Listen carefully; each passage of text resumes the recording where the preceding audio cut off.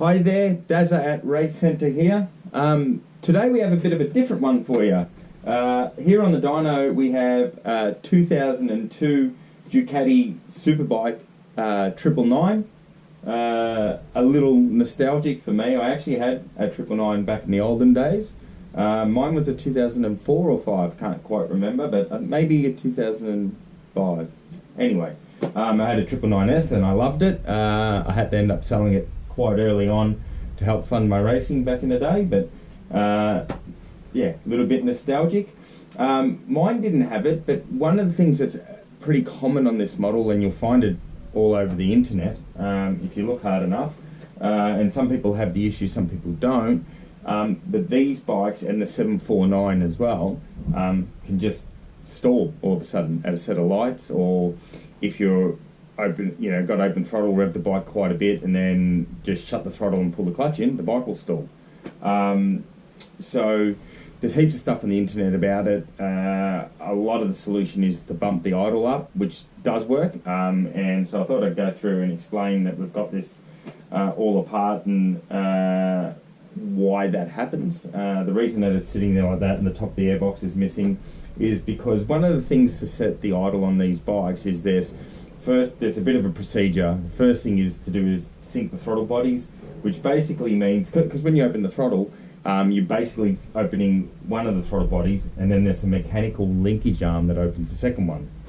So syncing the throttle bodies, just all it does is make sure that those two throttle plates, or so the butterfly valves or the throttle plates, are opening perfectly in harmony together, if that makes sense. So that's the first thing to do. Then the other thing that they have on these throttle bodies is a bypass screw in the throttle bodies, and what that does is allow air into the cylinder. So it's designed for when the bike's on idle and you get the throttle closed, how much air it will let in. And that does two things. Letting more air in will make the bike, letting the right amount of air in will make the bike idle differently. And in the manual, that's how it tells you to adjust the idle. And then it will also change the air-fuel mixture.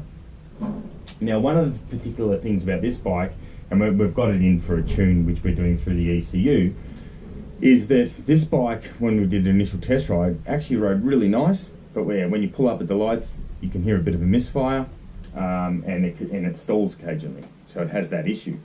When we had on the dyno, we've got wideband O2 sensors in both the rear header and the front header, and what we noticed, the rear header was going from a rich condition to a lean condition on idle, and extremely lean all of a sudden. So sometimes it'd be rich, sometimes it'd be really lean. And the funny thing is that when we did the pre-work before the tune, is that the rear cylinder spark plug was actually black, so it was like it was running rich. But then when you were logging it on the dyno, the AFR is telling us that it's going lean as well. So the problem with that is if you've got a bike that's jumping up and down from being really rich to really lean, and it's doing it sporadically, that's not something you can generally tune through the fuel tune, if you like. So this is one of the first ones that this is the first one that we've tuned. Like I said, it's not a bike that you see very often anymore. And I knew about the issue from back in the day when I had one, but it was really interesting to uncover exactly what's going on and why these bikes do it, and why bumping the idle up fixes it. So it's really got, in essence, nothing to do with the actual idle.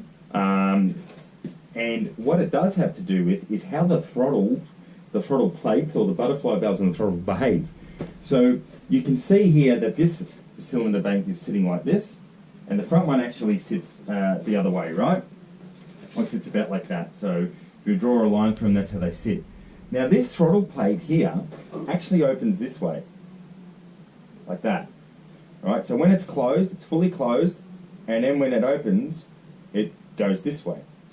And they would go opposite is that once you've got the airbox lid on here, and it is a ram air bike, that the air's coming in. If they were to open like this way, if they were to open this way, the opposite way to what they're opening, is they would be sucking in and hurting each other, if that makes sense. So you'd have this airflow in, and you'd have a lot of turbulence around where one cylinder's trying to suck, and you've got to remember that a normally aspirated bike, when it's opening the throttle, is actually under a vacuum, and they'd be they'll be pulling air from each other, and it would hurt top end performance. So in higher throttle loads, higher RPM, that would hurt performance.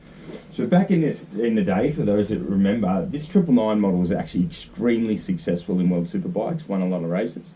And it was around the time that bikes were getting more powerful. Certainly by today's standards, it's nowhere near as powerful. But there was pressure on Ducati they wanted to obviously produce a bike that made really good power. So they obviously did everything they could to try and get the most power at the big throttle loads, or what you'd see on a racetrack.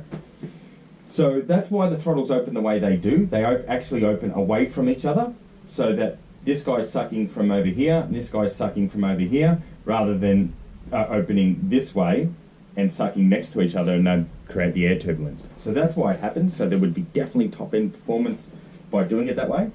And what they've also got here, if you see here, that's your fuel injector. Now, that's on the top. Now, they obviously done a lot of testing and found that having the injector at the top there provided a more, again, top-end performance.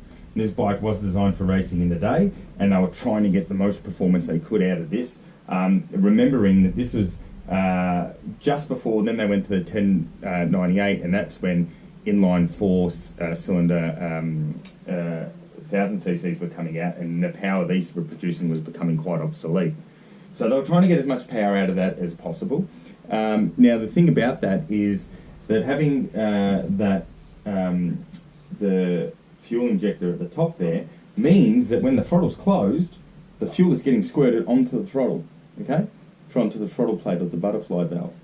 And what we found when this thing was squirting there is when the throttle's in a closed position, the front one's okay because the angle that it's on, it's a little bit downhill, and the bit that opens is here, so the fuel hits the plate, rolls down and goes into the cylinder. But on this one, what's happening is the bit that opens is at this side, the injector's firing the fuel, hitting the plate, and it's rolling down here. Now when it's opening, the velocity stack or venturi here, or the inlet manifold, right, it's going like that, and it hasn't on idle opened enough to create a gap here. So it's only the slightest gap. So the fuel's hitting the throttle plate, rolling down, and getting stuck and not actually going in the cylinder.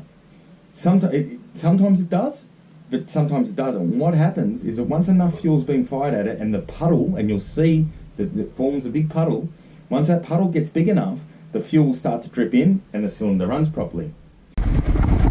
Okay, so what we're looking at here, you can see there the fuel's pooling in the rear cylinder.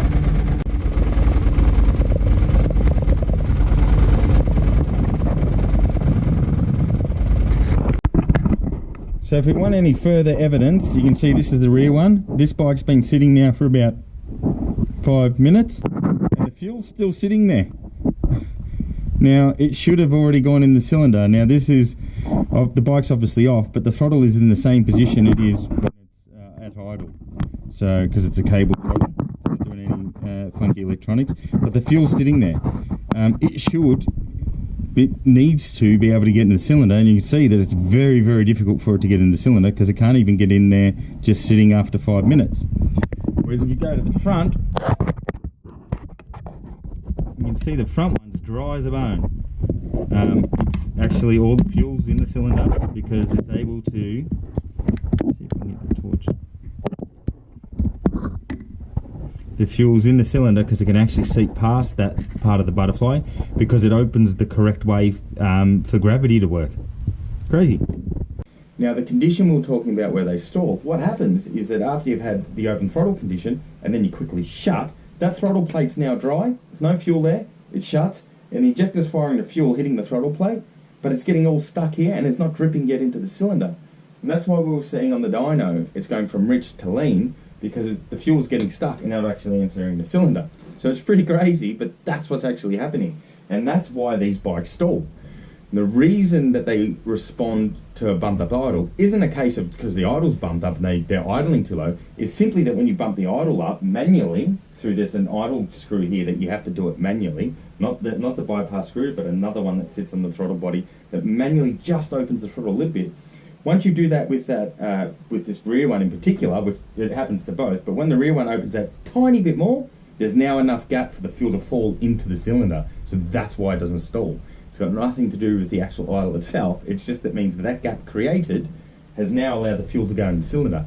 And you'll see from the videos that we've got the fuel pooling, and then after we've done the idle adjustment, there's enough of a gap for the fuel to fall in, and it pulls a little bit, but not much anymore. And this whole running lean, rich, thin, lean condition has gone away. So it definitely fixed the problem. It's just really, really interesting to how it happens.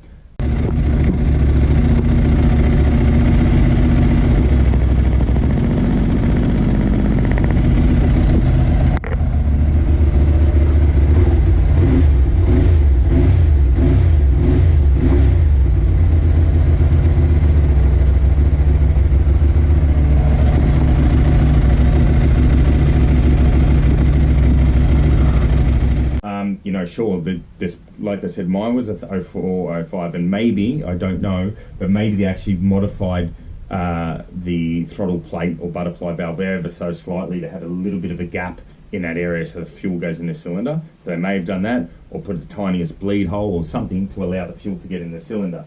But it's simply just the fact that this injector's firing fuel there and liquid doesn't travel uphill. And the bit that's opening first, or the bit that will have the gap, is on the uphill side, not the downhill side. Whereas the front cylinder, the gap's opening on the downhill side, so the fuel's always going to go in. So that's what's happening with these. That's why this model of bike stalls. That's why the bumping up the idle fixes it. It's just a really, really interesting thing. And what you'll see too with older, this is the R6 throttle body. One of the other solutions here, as you can see, this is the fuel injector here, or out here, and in this case, the injector is actually underneath the throttle plate or the butterfly valve. So no matter what, even when you're going to close throttle, even if you completely shut this, the fuel's still going to get in the cylinder. Whereas this system, where you've got the injector on top of the throttle plate, if the throttle's completely shut and there isn't a gap, fuel's not going to get in the cylinder. And as I said, there is a tiny gap, but it's the gap when it's slightly just on idle. There's a gap here, and while in theory there's a gap there, it hasn't got tilted far enough for it to create a big enough gap for the fuel to fall down into. So, as I said, the reason they'd have the injector on top here, back in those days, it's only got one injector per cylinder on this bike, and they would have found when they did their testing that having the injector up high here probably made more horsepower than if they had it lower. So they just decided to go with that. As you would know, some bikes, particularly modern bikes now, they have a primary injector, which is always under those throttle plates, and then they have a secondary injector. And sure, the secondary injector is at the top, but it will never have that issue, because when the secondary injector kicks in, it's normally above 60% throttle and high RPM, so the throttles are way open. And not only that, when the engine's at high RPM, it's actually creating a heap of vacuum and sucking the air and fuel in a lot easier. Whereas at idle, the vacuum is very, very minor, so it's hard for that fuel to get in. So that's what's going on with these. That's why they stall. Yeah, just a really, really interesting thing of that back in the day. There are probably heaps of different ways that you could resolve this problem, but just simply bumping that idle screw up will fix it. You still, what we've done there, because like I said, it's got an air bleed or a bypass screw, we've completely closed those, because now, rather than using those screws, if we were to have the screws plus the throttle open a bit, it would rev way too high. So we've closed those completely, and instead of using those, we're using the manual idle adjuster or idle screw to open the throttle plates a little bit and let the air in that way. And that solves both problems, getting the air in plus the fuel in. So works really well, and now that we've done that, it's time to tune this bad boy. So thanks for watching.